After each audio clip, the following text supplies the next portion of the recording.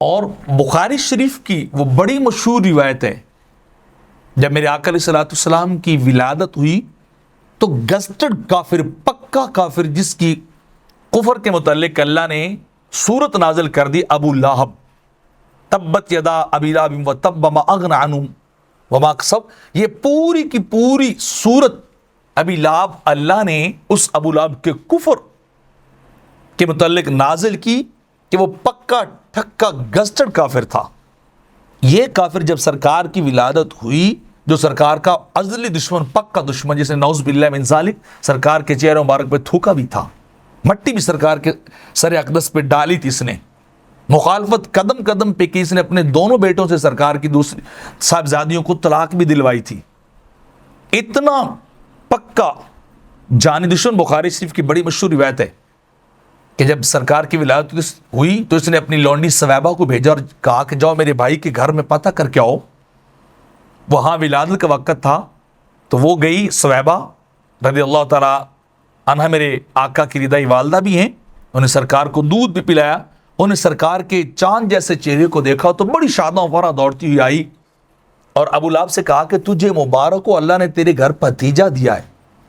تو ابو لہب نے اسے بیٹھا تھا ٹیک لگا کے ان دو انگلیوں سے یوں اشارہ کیا، جاؤ تمہیں آزاد کیا، اس خوشی میں کہ تو نے بھتیجے کی ولادت کی خوشی مجھے سنائی ہے۔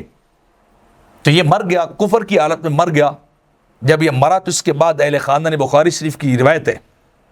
انہوں نے خواب میں دیکھا اور ابو لہب سے پوچھا کہ بتاؤ تمہارا اگلا جہان کیسا ہے، یعنی برزخ، قبر، مرنے کے بعد تمہارے حالات و واقعات کیسے ہیں؟ تو اس نے کہا کہ پورا ہفتہ میں عذاب میں مبتلا رہتا ہوں، لیکن جب سوموار کا دن آتا ہے، وہ ولادت کی گھڑی، جس سہانی گھڑی چمکت طیبہ کا چاند، اس دل افروز سعادت پہ لاکھوں سلام والی گھڑی آتی ہے، تو وہ کہنے لگا کہ مجھے سوموار کے دن ان دو انگلیوں سے ٹھنڈا پانی ملتا ہے۔ اب یہاں محدثین اور مفسرین اور ائمہ حضرات ان کے سر چکرا گئے کہ کافر کو کبھی ریلیف نہیں مل سکتا کسی بھی دنیاوی عمل کا۔ یہ عقیدہ ہے، یہ نظریہ اسلام کا، کسی کافر کو،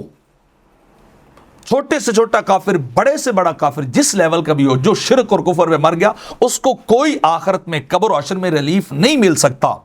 لیکن اس ابو لہب گزٹڈ کافر کو ریلیف کیوں ملا؟ تو لکھنے پہ مجبور ہوئے کیونکہ اس عمل کا تعلق میلاد النبی سے تھا، اس آزادی اور اشارے کا تعلق ولادت مصطفیٰ سے تھا، وہ اس نے خوشی منائی۔ اور اگلی بات بھی لکھی کہ انہوں نے نبی نہیں سمجھا، بھتیجا سمجھا ہے۔ نبی سمجھا ہوتا تو پھر کافر ہو کے مرتا، مخالفت کرتا، طلاقیں دلواتا، یا کہ پھر جو ہے وہ مٹی پھینکتا، کانٹے بچھاتا۔ اس کی بیوی کا حال بھی یہی تھا۔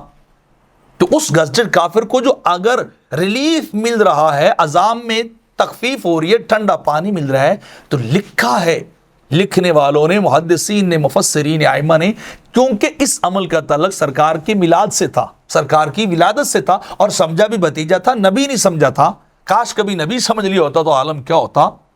تو یہاں تو محمد بن عبد الوہاب نجدی، اہل حدیث جو وہابی حضرات ہیں، ان کے امام صاحب، ان کے بانی جو ہے ان کے فرقے کے، وہ بھی لکھ رہے ہیں، امام ابن تیمیہ بھی لکھ رہے ہیں، اور لکھتے ہیں کہ اگر کافر کو ریلیف مل سکتا ہے تو بتائیے ایک مومن اگر خوشی منائے تو اسے قبر میں اور حشر میں کیوں نہیں ریلیف، اور اسے کیوں نہیں جو ہے وہ رعایت ملے گی، اسے کیوں نہیں اللہ بخشے گا جو نبی سمجھ کر ولادت کی خوشی منائے، جو نبی سمجھ کر میلاد کو منائے، جبکہ کافر کو مل رہا ہے۔ اسلام کا نظریہ ہے، اس کے اندر امینڈمنٹ کی گئی، ترمیم کی جاتی ہے، استثنائی صورت ہے، کیونکہ اس کا تعلق سرکار کی ولادت اور ذات اور آپ کے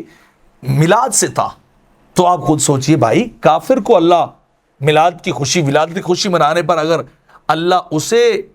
ریلیف دیتا ہے، اس کے عذاب میں کمی کرتا ہے، تو جب آپ منائیں گے،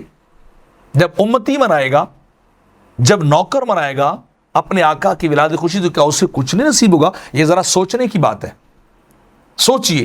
صرف علماء کے پیچھے نہ دوڑیے، ان لوگوں کے پیچھے نہ دوڑیے جو جگہ جگہ بات بات پہ فتویٰ لگا رہے ہیں۔ غور و فکر کیجئے، کافر کو بھی اللہ